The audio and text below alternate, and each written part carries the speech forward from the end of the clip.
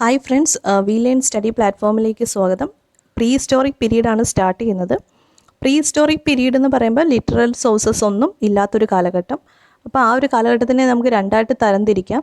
Stone age എന്നും രണ്ടാമത്തത് stone copper face എന്നും. ഇന്ന് നമ്മൾ ഡിസ്കസ് ചെയ്യാൻ പോകുന്നത് സ്റ്റോൺ ഏജ് ആണ്. സ്റ്റോൺ ഏജ് മെയിനായിട്ട് ഓൾഡ് സ്റ്റോൺ ഏജും ലേറ്റസ്റ്റ് സ്റ്റോൺ ഏജും അതുപോലെ ഇതിന് രണ്ടിനും ഓൾഡിനും ലേറ്ററിനിടയിൽ ഇൻ ബിറ്റ്വീൻ ഒരു ട്രാൻസിഷൻ പീരീഡ് ഉണ്ട്. അങ്ങനെയാണ് ക്ലാസിഫൈ ചെയ്യുന്നത്. ഇത് എങ്ങനെ ക്ലാസിഫൈ ചെയ്യുന്നത് വെച്ചാൽ ഓൺ ദ ബേസിസ് ഓഫ് നമ്മൾ എത്ര വെറൈറ്റീസ് ഓഫ് സ്റ്റോൺസ് ആണ് യൂസ് ചെയ്തേക്കുന്നത്, അതുപോലെ തന്നെ അവിടുത്തെ ക്ലൈമറ്റ് ചേഞ്ച്, ഇതിൻ്റെ ബേസിസിലാണ് നമ്മൾ സ്റ്റോൺ ഏജിനെ ക്ലാസിഫൈ ചെയ്തേക്കുന്നത്. ഫസ്റ്റ് ഈ സ്റ്റോൺ ഏജിനെ പറ്റി പറയുമ്പം ലിറ്ററൽ സോഴ്സസ് ഇല്ലാത്തത് കൊണ്ട് തന്നെ നമ്മൾ എക്സ്കവേറ്റ് ചെയ്തെടുക്കുന്ന മെറ്റീരിയൽസ് വെച്ചിട്ടാണ് നമ്മൾ പറയുന്നത്. അപ്പോൾ ഓരോ സൈറ്റുകൾ വെച്ചിട്ട് ആ സൈറ്റിൽ നിന്ന് ലഭിച്ച കാര്യങ്ങൾ വെച്ചിട്ടാണ് അവിടുത്തെ ജനങ്ങൾ എങ്ങനെയായിരുന്നു താമസിച്ചിരുന്നതെന്നും ഇന്നത്തെ ഒരു സിവിലൈസേഷനിലേക്ക് എത്തിപ്പെട്ടത് എങ്ങനെയെന്ന് മനസ്സിലാക്കുന്നത്. അപ്പോൾ ഒരുപാട് സൈറ്റുകളുടെ കാര്യങ്ങൾ പറയും. അത് വെച്ചിട്ടാണ് നമ്മൾ എന്ത് ചെയ്യുന്നത്, ഓരോ കാര്യങ്ങൾ മാപ്പ് ചെയ്യുന്നത്. ഫസ്റ്റ് നമ്മൾ സ്റ്റാർട്ട് ചെയ്യുന്നത് ഓൾഡ് സ്റ്റോൺ ഏജ് ആണ്. ഓൾഡ് സ്റ്റോൺ ഏജ് പീരീഡ് എന്ന് പറയുമ്പം പാലിയോലിത്തിക് പീരീഡ് എന്ന് പറയും. അപ്പം പാലിയോലിത്തിക്കിൻ്റെ അതിൻ്റെ മീനിങ് തന്നെ ഓൾഡ് സ്റ്റോൺ എന്നാണ് പറയുന്നത്. അപ്പം ഈ നമ്മുടെ ഇന്ത്യയിൽ ഏകദേശം ഒരു ഹ്യൂമൻ എവിഡൻസ് കാണിക്കപ്പെട്ടിട്ടുള്ളത് ഏകദേശം 5 ലക്ഷം BC കാലഘട്ടത്തിലായിരുന്നു. അപ്പം ആ ഒരു സമയത്ത് നമുക്ക് നമ്മളെ എക്സ്കവേറ്റ് ചെയ്ത മെറ്റീരിയൽസ് വെച്ച് മനസ്സിലാക്കുന്നത് ഏകദേശം ഇപ്പം സോഹാൻ വാലി എന്ന് പറയുന്ന അല്ലെങ്കിൽ സോഹാൻ റിവർ ഉണ്ട്. ഈ റിവർ ഇപ്പം പാകിസ്ഥാനിലാണ്, പക്ഷേ പാകിസ്ഥാനും പഞ്ചാബിനും ബോർഡറിലായിട്ട് വരുന്നൊരു റിവറാണ്. ഈ റിവർ വാലി, ശരിക്കും ഈ റിവർ വാലിയാണ് പാകിസ്ഥാനിലെ സിവിലൈസേഷൻ്റെ എവിഡൻസ് കൂടുതലും തന്നിട്ടുള്ളത്. ഈ റിവർ വാലിയിൽ നിന്ന് നമുക്ക് ഒരുപാട് ടൂൾസ് എക്സ്കവേറ്റ് ചെയ്യാൻ പറ്റിയിട്ടുണ്ട്. ഈ ടൂൾസിൽ നിന്ന് നമുക്ക് മനസ്സിലായത് ഈ ടൂൾസ് എല്ലാം അൺപോളിഷ്ഡ് ആയിട്ടുള്ള ടൂൾസ് ആയിരുന്നു. ഡ്രസ് മെറ്റീരിയൽസിൻ്റെ ഒന്നും എവിഡൻസ് ഇല്ലായിരുന്നു. അന്നേരം അന്നത്തെ ജനങ്ങൾ അൺഡ്രസ്ഡ് ആയിരുന്നു എന്ന് മനസ്സിലാക്കാം. പിന്നെ റഫ് സ്റ്റോൺസ് ചില ഭാഗങ്ങളിൽ നിന്ന് കിട്ടിയിട്ടുണ്ടായിരുന്നു. അതുപോലെ തന്നെ കാശ്മീർ റീജിയനിലും നമുക്ക് കുറേ പാലിയോലിത്തിക് സൈറ്റ്സ് ഉണ്ട്. അവിടെയൊക്കെ നമുക്ക് കുറേ കല്ലുകൾ കിട്ടിയിട്ടുണ്ട്. മെയിനായിട്ട് ആ ഒരു കല്ലിൻ്റെ സ്ട്രക്ചർ വെച്ചിട്ട് അവർ മെയിനായിട്ട് ഹണ്ടിങ്ങിനാണ് യൂസ് ചെയ്തത്. ഹണ്ടിങ് ആൻഡ് കട്ടിങ്ങിന് വേണ്ടിയാണ് ഈ പെബിൾസ് യൂസ് ചെയ്തത്. ഇത് ഇൻഡിക്കേറ്റ് ചെയ്യുന്നതെന്ന് വെച്ചാൽ അന്നത്തെ കാലഘട്ടത്തിൽ അഗ്രികൾച്ചറിനെ പറ്റിയോ അല്ലെങ്കിൽ കൾട്ടിവേഷനെ പറ്റിയുള്ളൊരു നോളജ് ഉണ്ടായിരുന്നില്ല. അതുപോലെ തന്നെ ഹൗസ് ബിൽഡിങ്സിൻ്റെ ഒരു എവിഡൻസും ഉണ്ടായിരുന്നില്ല. അപ്പം ജസ്റ്റ് അവർ ഒരു പർട്ടിക്കുലർ റീജിയനിൽ ജീവിച്ചു എന്നുള്ളതല്ലാതെ, അതുപോലെ ഫുഡിന് വേണ്ടി ഹണ്ടിങ്, അതല്ലാതെ മറ്റൊരു ഡെവലപ്മെൻറ്റ്സും അന്നത്തെ കാലഘട്ടത്തിൽ ഉണ്ടായിരുന്നില്ല.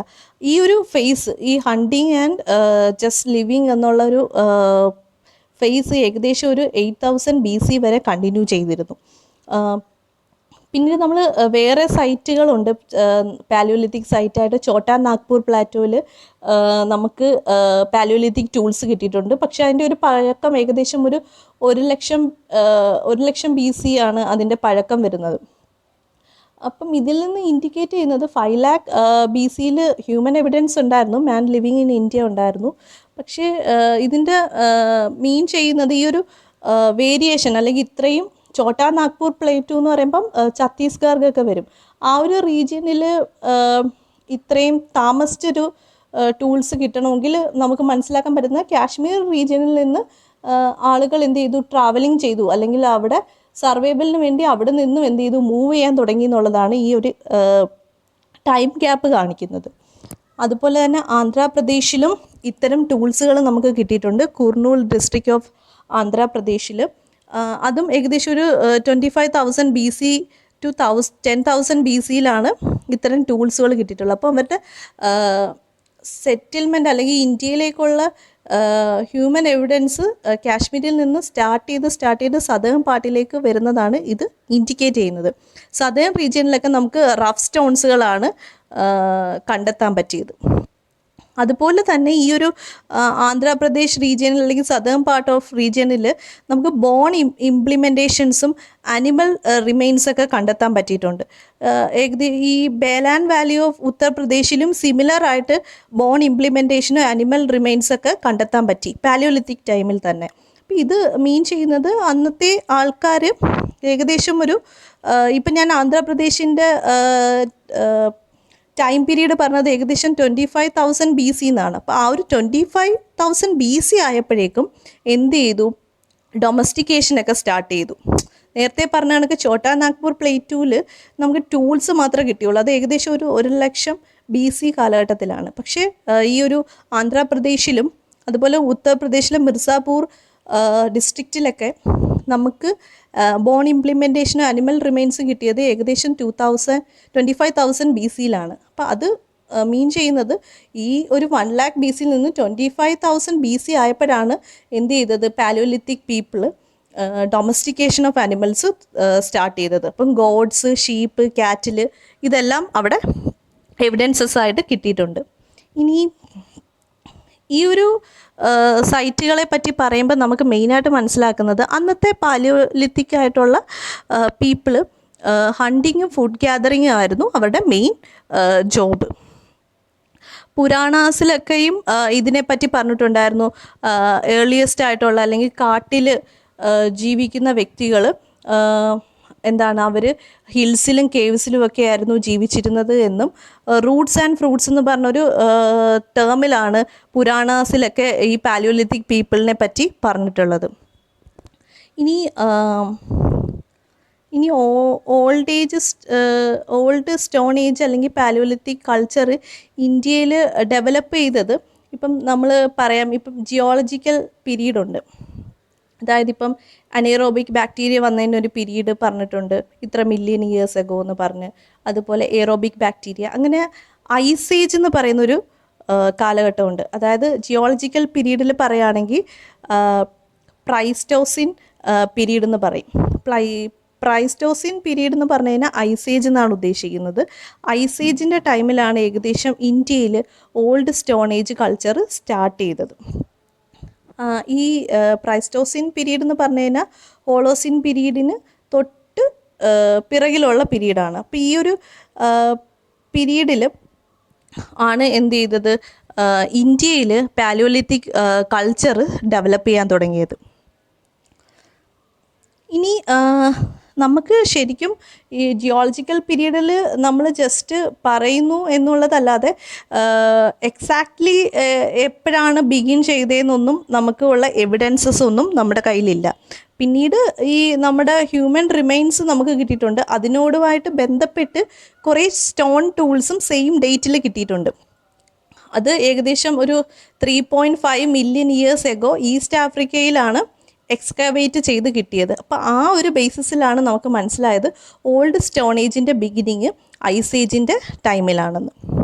ഇപ്പം ഈസ്റ്റ് ആഫ്രിക്കയിലൊക്കെ 3.5 മില്യൺ ഇയേഴ്സ് എഗോ ആണ് എന്താണ് ഹ്യൂമൻ റിമെയിൻസിൻ്റെ കൂടെ സ്റ്റോൺ ടൂൾസ് അസോസിയേറ്റഡ് ആയിട്ട് ഒരു പർട്ടിക്കുലർ പീരീഡിൽ നമുക്ക് കിട്ടിയിട്ടുള്ളത്. പക്ഷേ ഇന്ത്യയിൽ ഈ സെയിം തിങ്, അതായത് human remains associated with stone tools കിട്ടിയിട്ടുള്ളത് 5 lakh ഇയേഴ്സ് എഗോ ആണ്.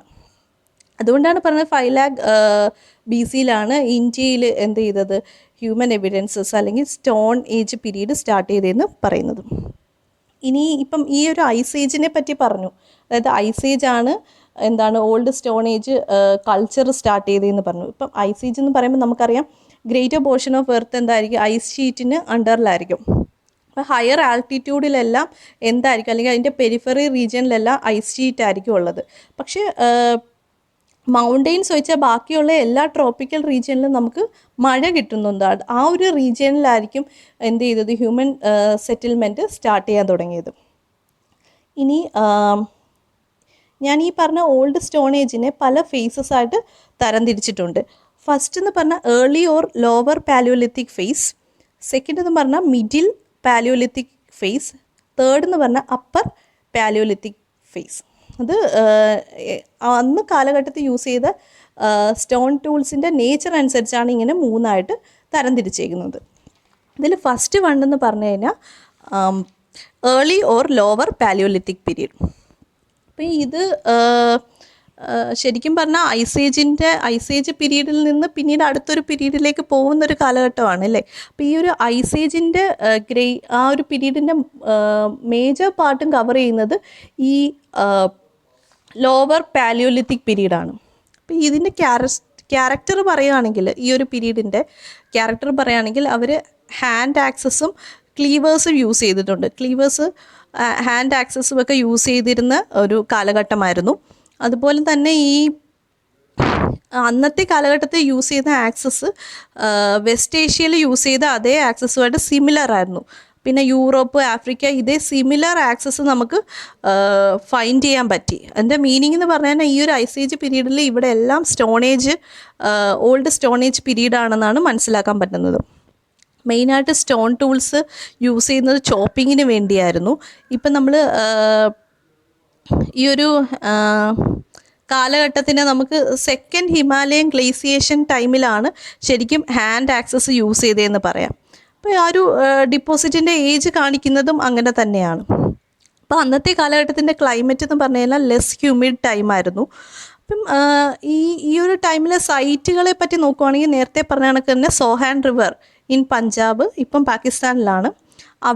അവിടെയാണ് കൂടുതലും ഇതിൻ്റെ ലോവർ പാലിയോലിത്തിക് പീരീഡിൻ്റെ എവിഡൻസസ് കാണപ്പെടുന്നത്. ഈ സോഹാൻ റിവറാണ് പാകിസ്ഥാനിലെ ഏർലിയസ്റ്റ് ലൈഫ് എവിഡൻസിൻ്റെ കൂടുതൽ എവിഡൻസസ് തരുന്നത്. അതുപോലെ തന്നെ ഋഗ്വേദയിലും ഈ ഒരു സോഹാൻ റിവറിനെ പറ്റി മെൻഷൻ ചെയ്തിട്ടുണ്ട്. പക്ഷേ അതിൻ്റെ പേര് സുഷോമ റിവർ എന്നാണ് മെൻഷൻ ചെയ്തേക്കുന്നത്. അതിലും ഈ ഒരു പാലിയോലിത്തിക് സൈറ്റിനെ പറ്റി മെൻഷൻ ചെയ്തിട്ടുണ്ട്. ഇനി ഈ ഒരു അവിടുത്തെ ടൂൾസിനെ പറ്റി പറയുകയാണെങ്കിൽ, അല്ലെങ്കിൽ ലോവർ പാലിയോലിത്തിക് ടൂൾസിനെ പറ്റി പറയുകയാണെങ്കിൽ, നമുക്ക് ആ ടൂൾസിനെ പറ്റിയൊക്കെ കിട്ടിയിട്ടുള്ളത് ബേലാൻ വാലി ഇൻ ഉത്തർപ്രദേശിലാണ്. അവിടെ നമുക്ക് ടൂൾസ് മാത്രമല്ല ലഭിച്ചിരുന്നത്, കേവ്സും റോക്ക് ഷെൽട്ടേഴ്സും കാണാൻ പറ്റിയിരുന്നു. അപ്പം നമുക്ക് മനസ്സിലാവുന്ന ഈ കേവ്സും റോക്ക് ഷെൽട്ടേഴ്സും ഒക്കെ അന്നത്തെ ഹ്യൂമൻ ബീങ്സിൻ്റെ സീസണൽ ക്യാമ്പ്സ് ആയിരുന്നു. അതായത് ഓൾഡ് സ്റ്റോണേജിൽ സെറ്റിൽമെൻറ്റ് അല്ലെങ്കിൽ ഒരു സിവിലൈസേഷൻ ഒന്നും അല്ലായിരുന്നു. അതുകൊണ്ട് അവർ മൂവ് ചെയ്തുകൊണ്ടിരിക്കുമായിരുന്നു. അതുകൊണ്ട് സീസണൽ ക്യാമ്പ്സായിട്ട് അവർ യൂസ് ചെയ്തിരുന്നത് കേവ്സും റോക്ക് ഷെൽട്ടേഴ്സുമാണ്. ഓക്കെ, ഇനി നമ്മൾ സെക്കൻഡ് പാലിയോലിത്തിക് ഫേസിലേക്കാണ് പോകുന്നത്, അതായത് middle paleolithic phase. Middle paleolithic ഫേസിൽ ഫ്ലേക്സ് ആയിരുന്നു മെയിനായിട്ട് യൂസ് ചെയ്യുന്നത്. ഫ്ലേക്സ് എന്ന് പറയുമ്പോൾ പാളികൾ. ഈ പാളികൾ യൂസ് ചെയ്തിട്ട് കുറേ pieces of varieties of tools ഉണ്ടാക്കും, സ്ക്രാപ്പേഴ്സ് ഉണ്ടാക്കും അന്ന്. പക്ഷേ ഈ ഒരു ഫ്ലേക്സ് പല റീജിയണിലും വേരിയേഷൻസ് കാണിക്കുന്നുണ്ടായിരുന്നു. അപ്പോൾ ഓരോ റീജിയനിൽ പല രീതിയിലാണ് ഈ ഫ്ലേക്സുകൾ യൂസ് ചെയ്തിരുന്നത്.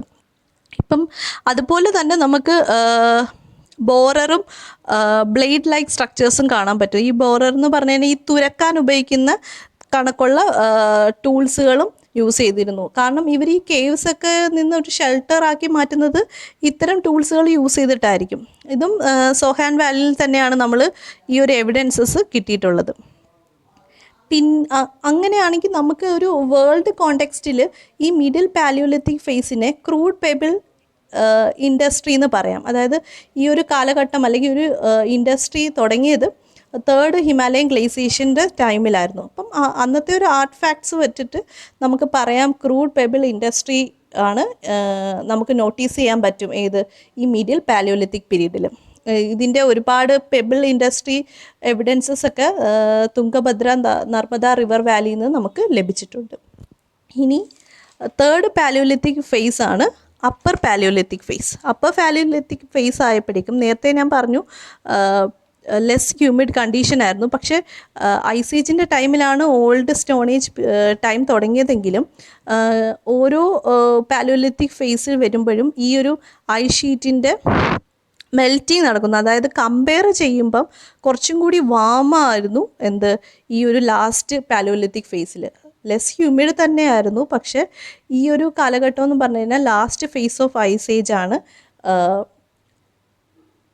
ഈ അപ്പർ പാലിയോലിത്തിക് പീരീഡ് എന്ന് പറയുന്നത്. അതുകൊണ്ട് തന്നെ കുറച്ചും കൂടി വാമറാണ് കമ്പയർ ടു അതർ ഫേസസ്. അപ്പോൾ ഈ ഒരു വേൾഡ് കോണ്ടെക്സ്റ്റിൽ നമ്മൾ ചിന്തിക്കുകയാണെങ്കിൽ ന്യൂ ഫ്ലിൻറ്റ് ഇൻഡസ്ട്രീസ് എന്ന് പറയുക, ഏകദേശം ഒരു അഗ്നിസ്രാവമൊക്കെ ഉണ്ടാകുന്ന, അതായത് ഐസ് ഷീറ്റിൻ്റെയൊക്കെ ഒരു വേരിയേഷൻസ് വന്നു തുടങ്ങുന്ന സമയം. അപ്പം ഈ ഒരു കാലഘട്ടത്തിന് നമുക്ക് men of the modern type എന്ന് പറയാം, കുറച്ചും കൂടി ഡെവലപ്ഡായി. അപ്പം അതായത് മെൻ ഓഫ് മോഡേൺ ടൈപ്പ് എന്ന് പറയുമ്പോൾ ഇന്നത്തെ കാലഘട്ടമല്ല നമ്മൾ ഉദ്ദേശിക്കുന്നത്, ഹോമോ സാപ്പിയൻസ് ആയിരുന്നു. കാട്ടിൽ നിന്ന് കുറച്ചും കൂടി അവർ ഡെവലപ്ഡായി. ഹോമോ സാപ്പിയൻസ് എന്ന് പറയുന്നൊരു term, men of the modern type എന്ന് പറയുന്നത് ഈ ഒരു കാലഘട്ടത്തിലാണ്. അപ്പം ഈ ഇന്ത്യയിൽ ഈ ഒരു അപ്പർ പാലിയോലിത്തിക് പീരീഡിൽ നമുക്ക് നോട്ടീസ് ചെയ്യാൻ പറ്റുന്നത് യൂസ് ഓഫ് ബ്ലേഡ്സും ബുറിൻസുമാണ്. ബുറിൻസ് എന്ന് പറഞ്ഞാൽ ഉളിയും ബ്ലേഡ് കണക്കുള്ള സ്റ്റോൺ ടൂൾസൊക്കെ യൂസ് ചെയ്യാൻ തുടങ്ങി. ഇത് നമുക്ക് കിട്ടിയിരുന്ന സൈറ്റുകൾ കർണാടക, ആന്ധ്രാപ്രദേശ്, മഹാരാഷ്ട്ര, ഭോപ്പാൽ, ഛോട്ടാ നാഗ്പൂർ, ഇത്രയും റീജിയനിലെല്ലാം നമുക്ക് എന്ത് ചെയ്യും, ഏകദേശം ഒരു സെൻട്രൽ സൗത്ത് റീജിയനിലെല്ലാം ഇത്തരം ടൂൾസുകൾ നമുക്ക് കിട്ടിയിട്ടുണ്ട്. ഇനി ഏറ്റവും ഇമ്പോർട്ടൻ്റ് ആയിട്ടുള്ള അപ്പർ പാലിയോലിത്തിക് സൈറ്റാണ് ഭീംബേഡ്ക മധ്യപ്രദേശാണ്. നമുക്കറിയാം അത് യുനെസ്കോ വേൾഡ് ഹെറിറ്റേജ് സൈറ്റാണ്. ആ ഒരു കാറ്റഗറിയിൽ വന്നത് 2003 അപ്പോൾ നമ്മുടെ ഒരു ആർക്കിയോളജിക്കൽ സൈറ്റാണ്. ഈ സൈറ്റിൽ കേവ്സും റോക്ക് ഷെൽട്ടേഴ്സും ഉണ്ട്. ഇതൊരു അപ്പർ പാലിയോലിത്തിക് സൈറ്റാണ്.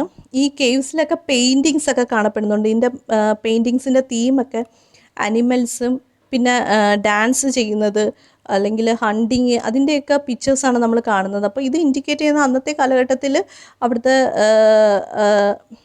വ്യക്തികൾ ഏതൊക്കെ അനിമൽസിനെ ഡൊമസ്റ്റിക്കേറ്റ് ചെയ്തിട്ടുണ്ട്, ഡാൻസ് ഫോംസ് അല്ലെങ്കിൽ കലകളുണ്ടായിരുന്നോ, ഹണ്ടിങ് നടത്തിയിരുന്നോ എന്നൊക്കെ കാര്യങ്ങളാണ് ഈ ഒരു പിക്ചേഴ്സിൽ നിന്ന് നമുക്ക് മനസ്സിലാക്കാൻ പറ്റുന്നത്. പിന്നീട് അവിടുത്തെ ഭീംബേഡ്കയിൽ നിന്ന് കിട്ടിയിട്ടുള്ള ടൂൾസൊക്കെ മാസീവായിട്ടുള്ള ഫ്ലേക്സ്, നേരത്തെ പറഞ്ഞ പാളികൾ കിട്ടിയിട്ടുണ്ടായിരുന്നു, ബ്ലേഡ്സ് ഉണ്ടായിരുന്നു, പിന്നീട് ബുറിൻസ് ഉണ്ടായിരുന്നു, സ്ക്രാപ്പേഴ്സ് ഉണ്ടായിരുന്നു. ഇത്തരം സാധനങ്ങൾ ഗുജറാത്തിലെ ഡൂൺസിൽ നിന്ന് നമുക്ക് ലഭിച്ചിട്ടുണ്ട്. അപ്പോൾ ഈ ഒരു അവർ മൂവ്മെൻറ്റ് ഉണ്ടായിരുന്നു എന്നാണ് ഈ ഒരു എവിഡൻസിൻ്റെ സ്കാറ്റർ ചെയ്തിട്ടുള്ള ഇത് കാണുമ്പോൾ നമുക്ക് മനസ്സിലാവുന്നത്. അതുപോലെ തന്നെ പിന്നെ നമുക്ക് അറിയാവുന്നൊരു കാര്യം, ഈ ഒരു 3 ഫേസസ് പറയുമെങ്കിലും നമുക്ക് വളരെ ബുദ്ധിമുട്ടാണ് beginning of paleolithic period estimate ചെയ്യാൻ വളരെ ബുദ്ധിമുട്ടാണ്. പക്ഷേ ഐസ് ഏജിൻ്റെ ആ ഒരു ടൈമിലാണ് ഈ ഒരു പാലിയോലിത്തിക് പീരീഡ് ഉണ്ടായിരുന്നതെന്ന് നമുക്ക് പറയാം. വേൾഡ് കോണ്ടെക്സ്റ്റിൽ പറയുകയാണെങ്കിൽ ഏകദേശം ഈ ഒരു human remains associated with stone tools 3.5 million years എഗോയിലാണ് കാണപ്പെട്ടിരുന്നത്. ഇനി നമ്മൾ നെക്സ്റ്റ് സ്റ്റേജിലേക്കാണ് പോകുന്നത്. അതായത് ഇത്രയേ ഉള്ളൂ പാലിയോലിത്തിക് ഫേസ്. ഇനി നെക്സ്റ്റ് സ്റ്റേജ് എന്ന് പറഞ്ഞു കഴിഞ്ഞാൽ മേസോലിത്തിക് ഫേസസ് ആണ്. മേസോലിത്തിക് ഫേസ് എന്ന് പറയുമ്പം നേരത്തെ പറഞ്ഞ കണക്ക് തന്നെ ഒരു ട്രാൻസിഷൻ പീരീഡാണ്. അപ്പോൾ ഓൾഡ് സ്റ്റോണേജിൽ നിന്ന് ലേറ്റ് സ്റ്റോണേജിലേക്കുള്ള ഒരു ട്രാൻസിഷൻ പീരീഡാണ്. അതായത് ഇപ്പോൾ ഒരു അപ്പർ പാലിയോലിത്തിക് പീരീഡിനൊരു എൻഡ് ഉണ്ടാവുകയും, അതായത് ഐസ് ഏജിൻ്റെ ഒരു എൻഡ് ഉണ്ടായി. അതിനുശേഷം ക്ലൈമറ്റ് എന്ത് ചെയ്തു, കുറച്ചും കൂടി വാമും ഡ്രൈയും ആയിട്ട് മാറി. അതായത് കുറച്ചും കൂടി സെറ്റിൽമെൻറ്റിന് പറ്റിയൊരു ക്ലൈമറ്റിലേക്ക് ആവാൻ പോവുകയാണ്. അപ്പോൾ ഒരു 8000 BCയിലൊക്കെയാണ് ഒരു വാം ആൻഡ് ഡ്രൈ ക്ലൈമറ്റ് ആവുന്നത്. അപ്പോൾ ഈ ഒരു ഓൾഡ് സ്റ്റോണേജ് അല്ലെ ഐസ് ഏജിൽ നിന്ന് ഈ ഒരു വാം ആൻഡ് ഡ്രൈ ക്ലൈമറ്റിലേക്ക് എത്താനുള്ള ആ ഒരു പീരീഡുണ്ട്. ആ ഒരു ട്രാൻസിഷൻ പീരീഡാണ് എന്ത് ചെയ്യുന്നത്, മെസോലിത്തിക് പീരീഡ് എന്ന് പറയുന്നത്. അതായത് ഈ ഒരു ട്രാൻസിഷൻ ടൈമിൽ ഒരുപാട് ഫ്ലോറ ഫാണ ചേഞ്ചസ് ഉണ്ടായിട്ടുണ്ട്. അന്നത്തെ പ്ലാന്റ് ആൻഡ് അനിമൽ കിങ്ഡത്തിന് ഒരുപാട് വേരിയേഷൻസ് ഉണ്ടായിട്ടുണ്ട്. അതുപോലെ തന്നെ ഈ ഒരു ക്ലൈമറ്റ് ചേഞ്ചാണ് കുറച്ചും കൂടി ഹ്യൂമൻസിന് കുറച്ചും കൂടി മൂവ് ചെയ്യാൻ പറ്റുന്ന പോസിബിലിറ്റീസ് തന്നത്. അപ്പോൾ ഈ ഒരു ട്രാൻസിഷൻ ഫേസിനെ നമുക്ക് മെസോലിത്തിക് പീരീഡ് എന്ന് പറയാം. അപ്പം എന്താണ് ക്ലൈമറ്റ് കണ്ടീഷൻ എന്ത് ചെയ്തു, ക്ലൈമറ്റ് കണ്ടീഷനാണ് എന്ത് ചെയ്തത്, പുതിയൊരു സ്റ്റോണേജ് പീരീഡിലേക്ക് നമ്മളെ കൊണ്ടുപോയത്. അപ്പോൾ ആ ഒരു ട്രാൻസിഷൻ പീരീഡിൽ നിന്നാണ് അഗ്രികൾച്ചറിലും കൂടുതൽ സെറ്റിൽമെൻറ്റിലേക്കൊക്കെ എത്താൻ പറ്റിയത്. അപ്പം മെസോലിത്തിക് പീരീഡിനെ നമുക്ക് ഒന്നുകിൽ എൻഡ് ഓഫ് സ്റ്റോണേജ് എന്ന് പറയാം. കാരണം ന്യൂ സ്റ്റോണേജ് പീരീഡ് എന്ന് പറയുമ്പോൾ കുറച്ചും കൂടി അഗ്രികൾച്ചറൊക്കെ ഡെവലപ്ഡായി സെറ്റിൽമെൻറ്റൊക്കെ വരുന്നൊരു കാലഘട്ടമാണ്. അതുകൊണ്ട് മീസോലിത്തിക് പീരീഡ് എന്ന് പറഞ്ഞാൽ എൻഡ് ഓഫ് സ്റ്റോണേജ് തന്നെയാണ്. പിന്നീട് മീസോലിത്തിക് പീരീഡിനെ നമുക്ക് between the upper paleolithic and neolithic period എന്ന് പറയാം. അതുപോലെ തന്നെ ഈ ഒരു ഔട്ട്സൈഡ് നോർത്തേൺ യൂറോപ്പ് ആ ഒരു റീജിയനിൽ അല്ലെങ്കിൽ യുറേഷ്യയിലൊക്കെ ഇതിനെ എപ്പി പാലിയോലിത്തിക് എന്നാണ് പറയുന്നത്.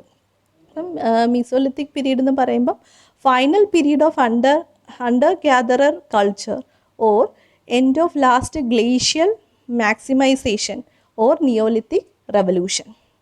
ഇതിനൊരു മെസോലിത്തിക് പീരീഡിൻ്റെ ഒരു റേഞ്ച് എന്നൊക്കെ പറഞ്ഞാൽ, ജിയോളജിക്കൽ റേഞ്ച് എന്ന് പറഞ്ഞാൽ ഇത് ഇന്ത്യയിലും നിന്ന് യൂറോപ്പ് അത്തരം റീജിയൻ വരെ എക്സ്റ്റെൻഡഡ് ആയിരുന്നു. പക്ഷേ ഇവിടുത്തെ സൊസൈറ്റിയെ പറ്റിയുള്ള വലിയ എവിഡൻസസ് ഒന്നും നമുക്ക് ലഭിച്ചിരുന്നില്ല. ഇനി നമ്മൾ പറയുന്ന ലേറ്റ് സ്റ്റോൺ ഏജിനെ പറ്റിയാണ്. ലേറ്റ് സ്റ്റോൺ ഏജ്, അപ്പോൾ ആദ്യം നമ്മൾ ഓൾഡ് സ്റ്റോൺ ഏജ് പറഞ്ഞു, അതായത് പാലിയോലിത്തിക് പീരീഡ്. പിന്നെ ഒരു ട്രാൻസിഷൻ പീരീഡായിട്ട് മെസോലിത്തിക് പീരീഡ് പറഞ്ഞു. ഇനി ലേറ്റ് സ്റ്റോൺ ഏജ് പീരീഡ് അല്ലെങ്കിൽ നിയോലിത്തിക് പീരീഡിനെ പറ്റിയാണ് പറയുന്നത്. അപ്പോൾ ഇതിൽ ലേറ്റ് സ്റ്റോൺ ഏജ് പീരീഡിനെ പറ്റി പറയുമ്പോഴും ഒരുപാട് സൈറ്റുകളുമായിട്ട് ബന്ധപ്പെട്ടാണ് പറയുന്നത്. അപ്പം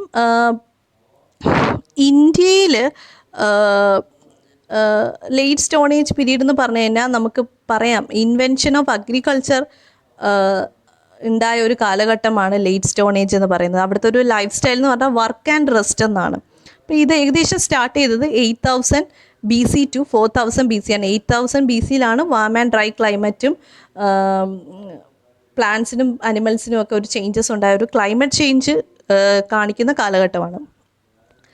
അപ്പം മെയിൻ ക്യാരക്ടറിസ്റ്റിക്സ് ആയിട്ട് പറയാൻ പറ്റുന്നത് ഈ ലേറ്റ് സ്റ്റോൺ ഏജ് പീരീഡിലെ മൈക്രോലിറ്റ്സ്, മൈക്രോ എന്ന് പറഞ്ഞാൽ സ്മാൾ.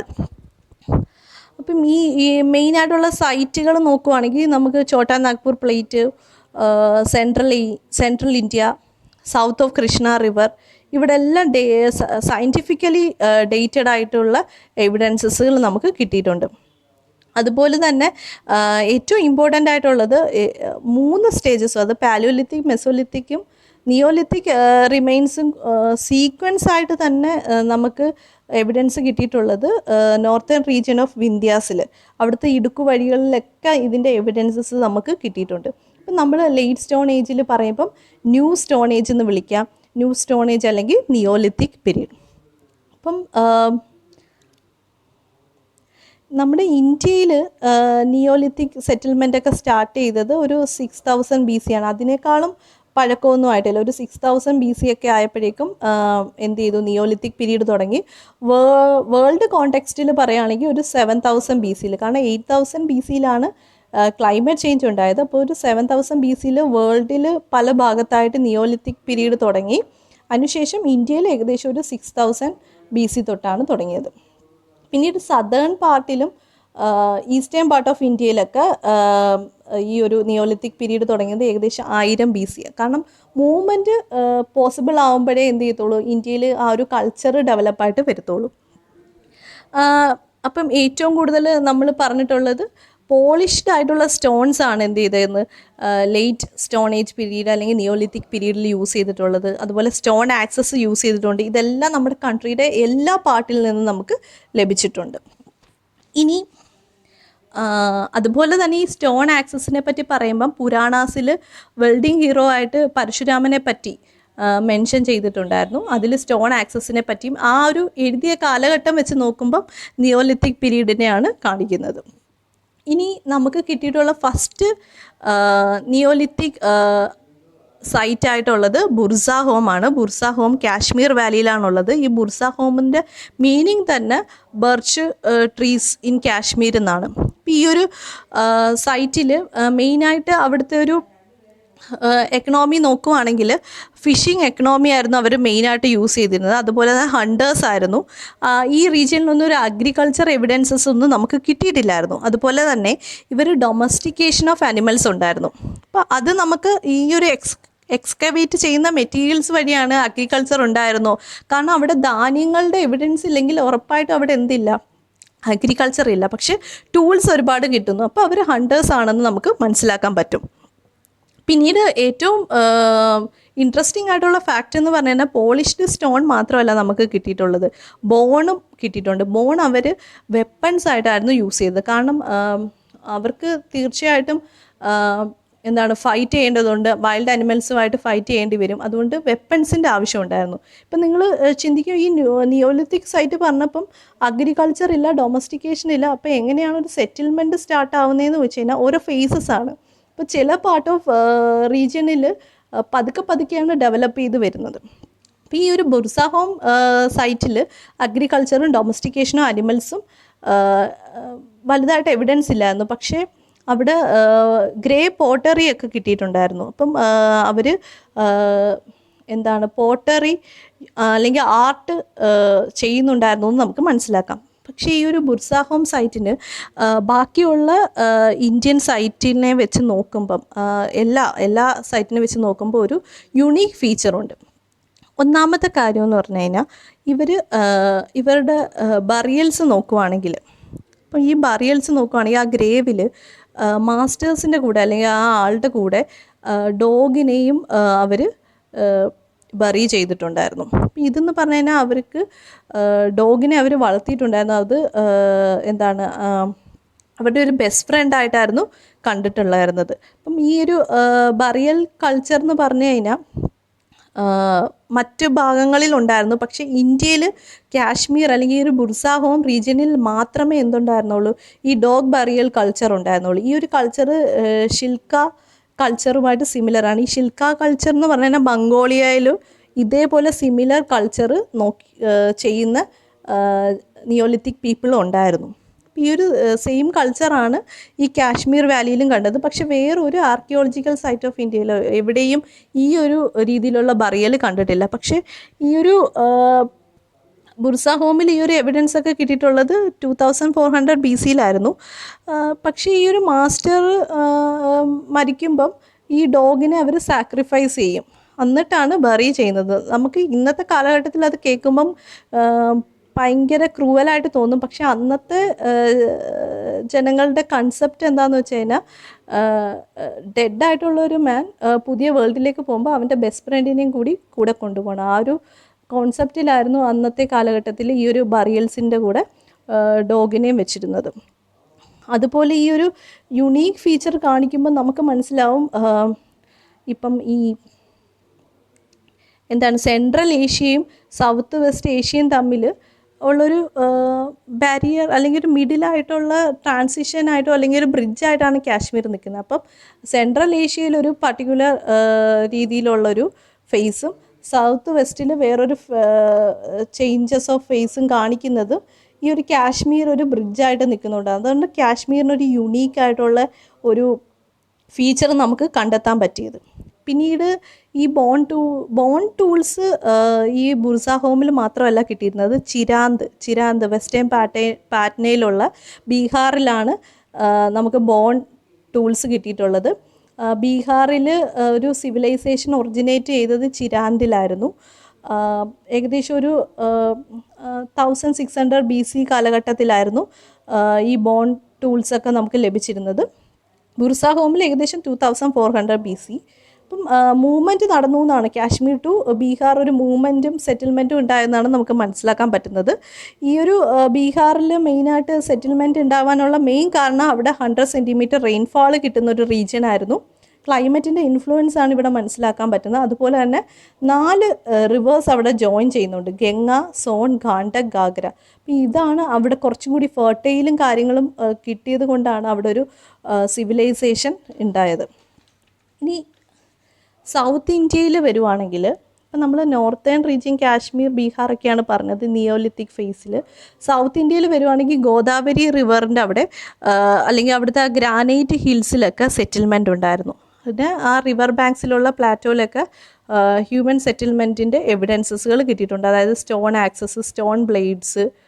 പിന്നീട് മോസ്റ്റ് ഇമ്പോർട്ടൻ്റ് എന്ന് പറഞ്ഞാൽ സൗത്ത് ഇന്ത്യയിലെ ഗോദാവരി റിവറിൻ്റെ ഭാഗത്ത് നമുക്ക് ഫയർ ബേക്ക്ഡ് ആയിട്ടുള്ള മൺപാത്രങ്ങളുടെ ഫിഗറിൻസ് കിട്ടിയിട്ടുണ്ട്. ഈ ഫയർ ബേക്ക്ഡ് എന്ന് പറയുമ്പം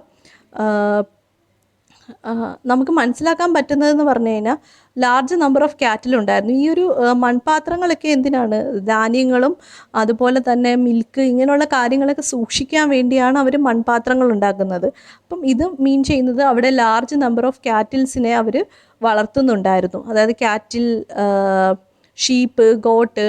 അതുപോലെ തന്നെ നമുക്ക് സ്റ്റോൺ ക്യോൺസിൻ്റെ എവിഡൻസസ് കിട്ടിയിട്ടുണ്ട്. അതായത് ഈ തിരിക്കല്ല് എന്നൊക്കെ പറയും, അതായത് ധാന്യങ്ങൾ പ്രൊഡ്യൂസ് ചെയ്യാനുള്ള ആ കല്ലുകൾ കിട്ടിയിട്ടുണ്ട്. അതിന് അർത്ഥം ഇത്തരം ആൾക്കാർ അഗ്രികൾച്ചർ ചെയ്തിരുന്നു, അവർ ധാന്യങ്ങൾ പ്രൊഡ്യൂസ് ചെയ്തിരുന്നു എന്ന് നമുക്ക് മനസ്സിലാക്കാം.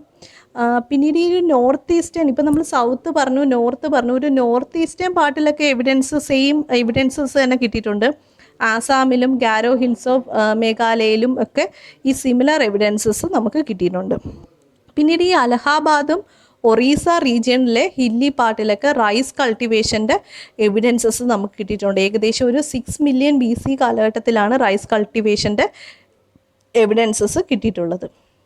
ഇനി വേറൊരു ഇൻട്രസ്റ്റിംഗ് ആയിട്ടുള്ളൊരു കാര്യം എന്ന് വെച്ച് കഴിഞ്ഞാൽ, നമുക്ക് ചില സൈറ്റുകളിൽ നിന്ന് എക്സ്കവേറ്റ് ചെയ്യുമ്പോൾ നമുക്ക് കൗ പെൻസ് അല്ലെങ്കിൽ പശുക്കൾക്ക് വേണ്ടിയുള്ള ഷെഡുകൾ കാണാൻ പറ്റുന്നുണ്ട്, തൊഴുത്തുകൾ കാണാൻ പറ്റുന്നുണ്ട്. അപ്പം അതുപോലെ ഈ റീജിയനിൽ കുറച്ച് ഹ്യൂമൻ സെറ്റിൽമെൻറ്റിൻ്റെ എവിഡൻസസും കിട്ടിയിട്ടുണ്ട്. അതായത് ചില റീജിയനിൽ സീസണൽ ക്യാമ്പായിട്ട് ഉപയോഗിക്കുമ്പം അതിനോട് നിയറസ്റ്റ് ആയിട്ട് ഇവർ കൗ ഷെഡുകൾ യൂസ് ചെയ്യുന്നുണ്ടായിരുന്നു.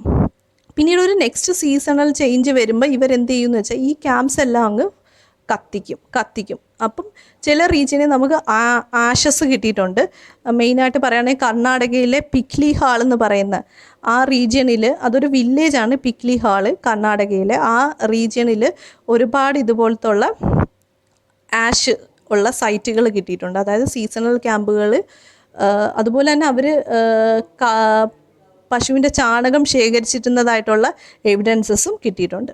ഇനി ഈ ഒരു നിയോലിത്തിക് ഫേസിൻ്റെ ചേഞ്ചസ് ആണ് ഓരോ സൈറ്റിൽ നിന്ന് മനസ്സിലായത്. കുറച്ചും കൂടി കഴിഞ്ഞ് ലേറ്റർ നിയോലിത്തിക് സെറ്റിലേഴ്സൊക്കെ വന്നപ്പോഴേക്കും അവർക്ക് മനസ്സിലായി നമ്മളിങ്ങനെ സീസണൽ ക്യാമ്പ്സ് ഒന്നും വേണ്ട, നമുക്ക് ഒരു പർട്ടിക്കുലർ റീജിയണിൽ നമുക്ക് താമസിക്കാം. അങ്ങനെ അവർ സർക്കുലാർ ഷേപ്പ് അല്ലെങ്കിൽ റെക്റ്റാങ്കുലർ ഷേപ്പിലുള്ള വീടുകൾ നിർമ്മിക്കാൻ തുടങ്ങി. ഈ വീടുകൾ മെയിനായിട്ട് മഡും റീഡ് എന്ന് പറഞ്ഞാൽ ഈറ്റയൊക്കെ വെച്ചിട്ടാണ് അവർ വീടുകൾ നിർമ്മിക്കാൻ തുടങ്ങിയത്. അതുപോലെ തന്നെ അവർ അഗ്രികൾച്ചർ സ്റ്റാർട്ട് ചെയ്യാൻ തുടങ്ങി. പിന്നെ കൃഷി എന്ന് പറയുന്ന invention later neolithic settlers seasonal ക്യാമ്പിൽ നിന്ന് അവർ ഒരു സിവിലൈസ്ഡ് പീപ്പിൾ ആവാൻ തുടങ്ങി. അപ്പം അവർ അന്നത്തെ ആ ഒരു ലേറ്റർ നിയോലിത്തിക് സെറ്റിലേഴ്സ് റാഗിയും ഹോഴ്സ് ഗ്രാമൊക്കെ കൾട്ടിവേറ്റ് ചെയ്യാൻ തുടങ്ങി. പിന്നീട് ഇവർ യൂസ് ചെയ്തിരുന്നത് മൈക്രോലിത്തിക് ബ്ലേഡ്സ് ആയിരുന്നു. പോളിഷ്ഡ് ടൂൾസിൽ ഈ മൈക്രോലിത്തിക് ബ്ലേഡ്സും ഇൻക്ലൂഡ് ചെയ്യുമായിരുന്നു. പിന്നീട് സെറീൽസ് കൾട്ടിവേറ്റ് ചെയ്യാൻ തുടങ്ങി. ഡൊമസ്റ്റിക്കേഷൻ ഓഫ് ആനിമൽസ് ഉണ്ടായി. അപ്പോൾ ഇതൊക്കെ വന്നു കഴിഞ്ഞപ്പോഴേക്കും ഇവർക്ക് സ്റ്റോറേജ് ആവശ്യമായിരുന്നു. അതായത് ഈ പാല് സൂക്ഷിക്കാനാണെങ്കിലും അതുപോലെ തന്നെ ഈ ധാന്യങ്ങൾ സൂക്ഷിക്കാനാണെങ്കിലും അവർക്കൊരു സ്റ്റോറേജിന് വേണ്ടി അന്ന് പോട്ടറി അല്ലെങ്കിൽ പോട്ട്സിൻ്റെ ആവശ്യം വന്നു. അപ്പം ഇവരെന്ത് ചെയ്തു, ഹാൻഡ് മെയ്ഡ് പോട്ടറി ആയിരുന്നു ആദ്യത്തെ കാലഘട്ടത്തിൽ ഉണ്ടായിരുന്നത്. പിന്നീട് ലേറ്റർ കുറച്ചും കൂടി ഡെവലപ്പ് ആയപ്പോൾ ഫുഡ് ഫീൽഡ്സ് യൂസ് ചെയ്യാൻ തുടങ്ങി. പിന്നീട് വെസ്റ്റ് ഏഷ്യയിലൊക്കെ ഈ ഒരു ഫേസ് ആയപ്പോഴേക്കും കുറച്ച് ചേഞ്ചസ് ഉണ്ടായി. ഒരു ടെക്നോളജി പ്രോഗ്രസ് ഒക്കെ ഉണ്ടായി. ഏകദേശം ഒരു 9000 BC to 3000 BC ഒക്കെ ആയപ്പോഴേക്കും അവിടെ ടെക്നോളജി വരാൻ തുടങ്ങി. അതായത് അവർ ആർട്സ് ഓഫ് കൾട്ടിവേഷൻ സ്റ്റാർട്ട് ചെയ്തു. അതായത് വീവിങ് തുടങ്ങി. അവർ വലിയ വലിയ ബിൽഡിങ്സ് സ്റ്റാർട്ട് ചെയ്യാൻ തുടങ്ങി. അനിമൽസിനെയൊക്കെ പല പല രീതിയിൽ ഡൊമസ്റ്റിക്കേറ്റ് ചെയ്യാൻ തുടങ്ങി. അപ്പം ഈ ഒരു ചേഞ്ചസ് വെസ്റ്റ് ഏഷ്യയിലുണ്ടായ ഈ ടെക്നോളജിക്കൽ പ്രോഗ്രസ് നമ്മളുടെ ഇന്ത്യയിലെ സബ് കോണ്ടിനെൻറ്റിലേക്ക് വരുന്നത് ഏകദേശം ഒരു 6 മില്യൺ BC ഒക്കെ ആയപ്പോഴായിരുന്നു. പിന്നീട് അന്നത്തെ നിയോലിത്തിക് പീപ്പിൾ യൂസ് ചെയ്ത ക്രോപ്സ് മെയിനായിട്ട് വീറ്റ്, റൈസ്, ബാർലി ഒക്കെ ആയിരുന്നു. പിന്നീട് ഈ ഒരു ഡെവലപ്മെൻറ്റ് നടക്കുന്ന സ്റ്റേജിൽ, അതായത് നമ്മുടെ റീജിയനിലും കുറച്ചും കൂടി ടെക്നോളജിക്കൽ പ്രോഗ്രസ് ഉണ്ടാകുന്ന സമയത്ത് വീണ്ടും വേൾഡിൽ വീണ്ടും ഒരു ത്രെഷോൾഡ് ഓഫ് കൾട്ടിവേഷൻ ഉണ്ടായി. അതായത് വേൾഡിൽ പുതിയൊരു ചേഞ്ചസ് ഉണ്ടാകാൻ തുടങ്ങി. അതായത് കുഞ്ഞു കുഞ്ഞു വില്ലേജസുകൾ അപ്പിയർ ആവാൻ തുടങ്ങി. ഈ ഒരു നിയോലിത്തിക് ഫേസിൽ ഉണ്ടാവുന്ന ചേഞ്ചസ് അല്ലെങ്കിൽ ഒരു സ്മാൾ വില്ലേജസ് ഡെവലപ്പ് ചെയ്യാൻ തുടങ്ങി. അങ്ങനെ വേൾഡിൽ അല്ലെങ്കിൽ വെസ്റ്റേൺ പാർട്ട് ഓഫ് ഏഷ്യയിലൊക്കെ ഒരു വില്ലേജസ് സ്റ്റാർട്ട് ചെയ്യാൻ തുടങ്ങി. അപ്പോഴും ഇന്ത്യയിൽ ഒരു ലേറ്റർ നിയോലിത്തിക് സെറ്റിലേഴ്സ് അഗ്രികൾച്ചറും മറ്റു കാര്യങ്ങളുമായിട്ട് നിൽക്കുന്നൊരു ഫേസിലാണ് വന്ന് സ്റ്റോൺ ഏജ് അവസാനിക്കുന്നത്. ഇപ്പോൾ ഈ ഒരു 3 ഫേസസ് കമ്പയർ ചെയ്യുമ്പം ഇപ്പം വേൾഡിൽ വില്ലേജസ് ആവാൻ തുടങ്ങി, കുറച്ചും കൂടി സിവിലൈസ് ആവാൻ തുടങ്ങി. അപ്പോൾ ഒരു കുറച്ച് കാലഘട്ടം കഴിയുമ്പം ഇനി ഇന്ത്യയിലേക്കും എന്തുവരും, വില്ലേജസ് സ്റ്റാർട്ട് ചെയ്യും. ഇങ്ങനെയാണ് ഒരു ഡെവലപ്മെൻറ്റ് സ്റ്റേജ് പോകുന്നത്. ഇനി ഈ സ്റ്റോൺ ഏജിൻ്റെ ഫേസസ് പറയുമ്പോൾ നമ്മൾ വിട്ടുപോയൊരു കാര്യം എന്ന് വെച്ചാൽ, ഇവിടെ സ്റ്റോൺ ഏജിലുള്ള ആൾക്കാർക്ക് കുറേ ലിമിറ്റേഷൻസ് ഉണ്ടായിരുന്നു. കാരണം അവർക്ക് മെയിനായിട്ട് അവർ സെറ്റിൽ ചെയ്തിരുന്നത് ഹില്ലി ഏരിയയിലും റിവർ വാലീസിലൊക്കെ ആയിരുന്നു. ആ റീജിയനിൽ നിന്ന് പുറത്ത് കടന്ന് മറ്റൊരു സ്ഥലത്തേക്ക് സെറ്റിൽമെൻറ്റ് ചെയ്യാനുള്ള ഒരു എബിലിറ്റി, അല്ലെങ്കിൽ അവർക്ക് ഒന്നാമത് അവരുടെ കയ്യിൽ സ്റ്റോൺ മാത്രമേ ഉള്ളൂ. അപ്പോൾ അതിൻ്റെ ഉള്ളൊരു പോസിബിലിറ്റി അവർക്ക് ഉണ്ടായിരുന്നില്ല. അതുപോലെ തന്നെ അവരുടെ എല്ലാ ടൂൾസും വെപ്പൺസും എല്ലാം സ്റ്റോണിൽ തന്നെ ആയിരുന്നു. ഈ ഒരു ഡിഫിക്കൽട്ടിയാണ് അവർക്ക് ഏറ്റവും കൂടുതൽ ഡെവലപ്മെൻറ്റിനെ തടയായിട്ട് നിന്നിരുന്നത്. ഇത്രയേ ഉള്ളൂ സ്റ്റോൺ ഏജിനെ പറ്റി പറയാൻ. അതായത് നമ്മൾ ഇന്ന് ഡിസ്കസ് ചെയ്ത സ്റ്റോൺ ഏജ് ആണ് പാലിയോലിത്തിക്, മെസോലിത്തിക്, നിയോലിത്തിക്. ഇനി നമ്മൾ നെക്സ്റ്റ് ക്ലാസ്സിൽ ഡിസ്കസ് ചെയ്യാൻ പോകുന്നത് സ്റ്റോൺ കോപ്പർ ഫേസ് ആണ്. ക്ലാസ്സുകൾ ഇഷ്ടമായെന്ന് വിശ്വസിക്കുന്നു. ക്ലാസ്സുകൾ ഇഷ്ടമായെങ്കിൽ ലൈക്ക് ചെയ്യുക, സബ്സ്ക്രൈബ് ചെയ്യുക. Thank you for watching.